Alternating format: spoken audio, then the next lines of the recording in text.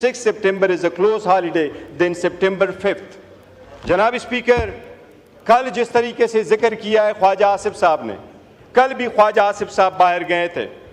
इस मुल्क की हिस्ट्री कोई अच्छी नहीं है। ये सारे अपने अपने ममालिक में देखे, अपने वक्त के हुकूमतों में देखे, इनकी हुकूमत में क्या हुआ है। यूसुफ रजा गिलानी साहब का बेटा सुप्रीम कोर्ट से गेट से अरेस्ट नहीं हुआ, उसी की हुकूमत थी। वजीर आजम अपना बेटे को नहीं बचा सका, कौन लेके गया उसको? क्या था वो? मौजूदा हुकूमत में अगर इतनी ही पावरफुल है, ख्वाजा साद रफीक को किसने अपलोड करवाया?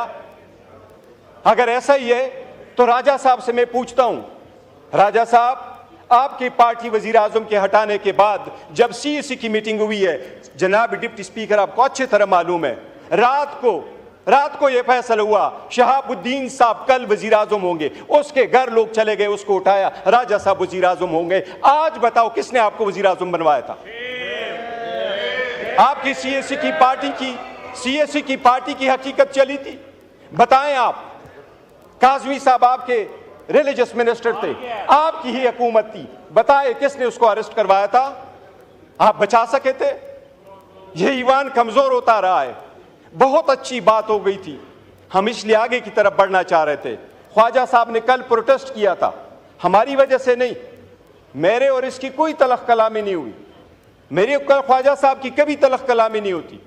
पर एक बात जरूर हुई थी, ख्वाजा साहब ने कहा, और मैं कभी नहीं कहता जिस तरह ट्वीट की बात हो रही है, जनाब स्पीकर, ये जो जगह बैठी हुई है, हम बैठे हैं, ये हमारा ट्रुथ एंड रिकंसिलिएशन कमीशन नहीं है कि यहां एक दूसरे की सटल कर दे कि आप कितने बुरे थे, मैं कितना अच्छा हूं, आपने कितने लोगों को जदोकोब किया, मैंने कितने जदोकोब किया। लेकिन यह बात आपको वसूख के साथ कैसा हो, पूरी दुनिया कहती है कि आपकी हुकूमत में सबसे ज्यादा ह्यूमन राइट्स वायलेशन हुए। इतनी करज रखो कि यह मान लो।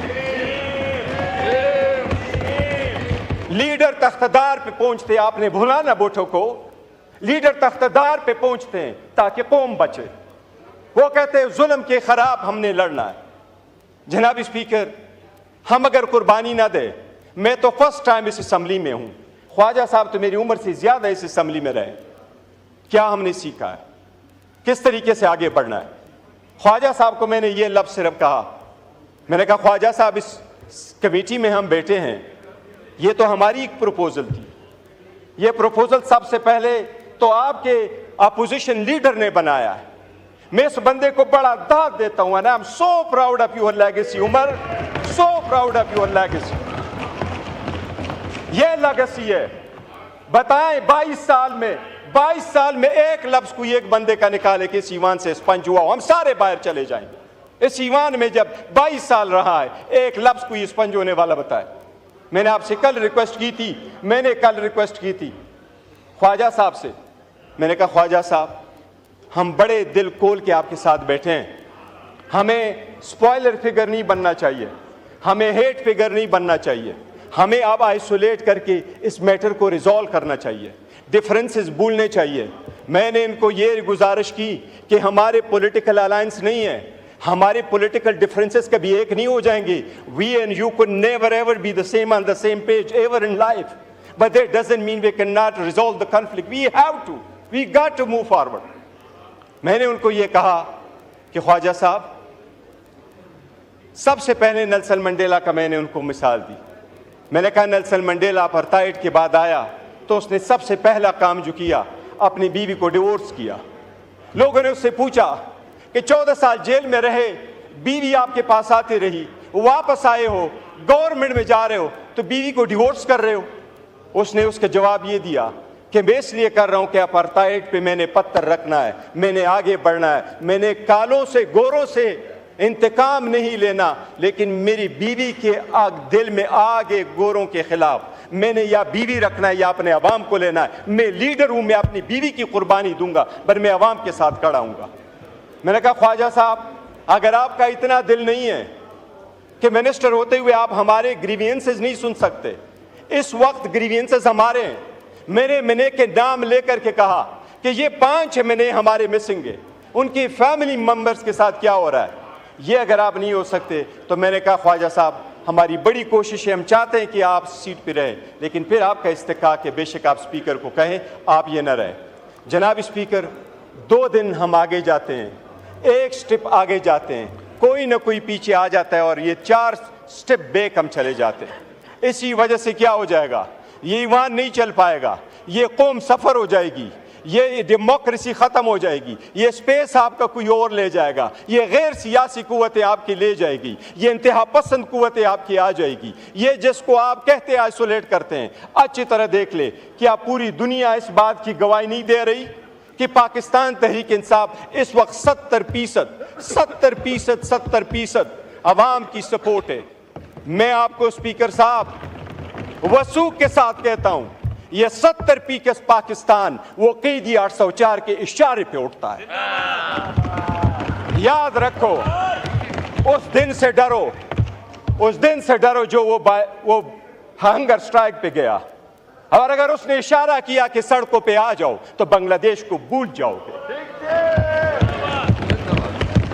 पर वही है और हम यही चाहते हैं कि माजी को भूल जाओ, पाकिस्तान को रवंडा नहीं बनाना, पाकिस्तान को नहीं रवंडा हमने बनाना, पाकिस्तान को बेहतर करना है। खुदा के लिए ये ईवान में बैठ करके ये जो हम पढ़ते हैं ना, ये आईन की ओथ जब उठाते हैं तो हम कहते हैं कि अपने पर्सनल इंटरेस्ट को हम सेक्रीफाइस करेंगे कौम की। ये पावर इख्तिदार आनी जानी चीज है, ये कौम की अमानत है। पावर आए तो इसका मतलब ये नहीं है कि हम लोगों को जेर करें, कभी ये कोशिश ना करें कि उनमें से कौन जीतता कौन हारता है। हमारे हार और जीत में ये पार्लियामान हार जाएगा, हम उधर के उधर रह जाएंगे। जनाब deputy speaker, it is time है कि कॉमन सेंस प्रिवेल करें। अगर कोई केस कोर्ट में मौजूद है, मैं खान के किस केस को उठा दूं, साइफर का उठाऊं, इद्दत का उठाऊं, तो शखाना का उठाऊं, फिर आप लोगों का उठाऊं। ख्वाजा साहब 2013 में सुप्रीम कोर्ट के ऑर्डर के मुताबिक आपके केस में 45,000 वोट बोगस नहीं थे, वो आपके वोट क्यों बोगस थे? मैं डिमांड नहीं करता। क्या हाई कोर्ट के 3 जजेस ने आपके खिलाफ इकामे पे डिस्क्वालीफाई नहीं किया? क्या 2018 में आप खुद नहीं कहते कि मैंने फोन किया और मुझे जितवाया गया? 2024 आया, आज का आपके पास इलेक्शन कमीशन का वेरीफाइड लिस्ट नहीं है। ख्वाजा साहब, मेरी सबसे दरख्वास्त है, पहले मैं अपने फिर आपसे, अगर हमने यहाँ अपनी आवाम की नुमाइंदगी करनी है तो भूल जाए हम में से कौन अच्छा है। जिन्होंने पारसाई के दावे करने हैं वो अपने तरफ सारे दो करते। हमारे खानों में ये हम जो चाहते हैं बेहतर, हम ये चाहते हैं कि जो जनाब स्पीकर, आज मेरा एक अच्छा प्रोग्रेस हुआ है हमारी कमेटी में, एक अल्हम्दुलिल्लाह सब कमेटी बनी है। वो कमेटी में हम जाके प्रिविलेजेस और इम्यूनिटीज पे बात कर रहे हैं।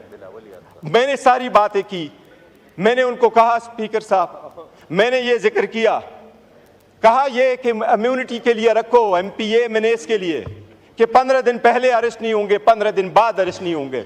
मैंने कहा हमें VIP कल्चर नहीं चाहिए, हमें अरेस्ट करते जब चाहे अरेस्ट करें, हम VIP कल्चर नहीं चाहते, हम डिग्निटी और रिस्पेक्ट के लिए बैठे, VIP कल्चर के लिए नहीं बैठे।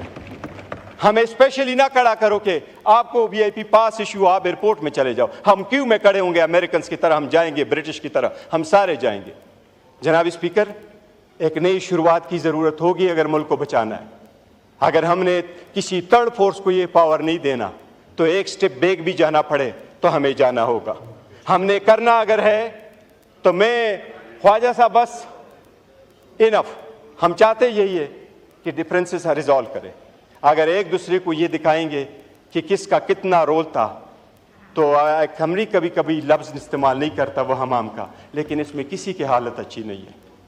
ये सबसे बड़ी कर्ज हो कि घर से इब्तिदा कर ले और आवाम के पास वो छोड़ दो कि वो क्या करे।